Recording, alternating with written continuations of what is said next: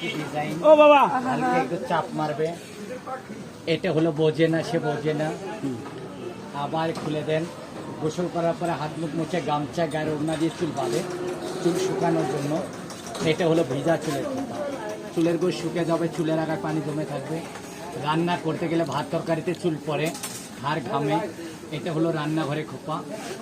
মাথায় কাপড় হিজাব স্কাপ দিয়ে রাখতে পারবে, চুলে হাত দেওয়া লাগবে না। আবার খুলে দেন, মেয়ে ভাস্তি সাজার জন্য পার্লারে যায়, 1500-2000 টাকা লাগে। এই দেখেন 1 থেকে 1.5 ঘন্টার সময় লাগে, অল্প সময়।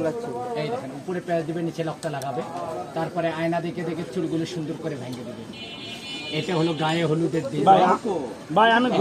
ভাই আমি গরিব বুঝছেন, এই জন্য আমরা সবাই এই দেখেন একটা বউ খোপা করার জন্য, এই দেখেন একটা বউ খোপা করার জন্য পার্লারে নিয়ে যান মেয়ে ভাস্তি নাতিরা, আর লাগবে না, এই একটা বেনেই যথেষ্ট। এটা হলো বউ খোপা, আয়না দেখে দেখে চুলগুলো সুন্দর করে ভেঙে দেবে। এই দেখেন এটা হলো বউ খোপা।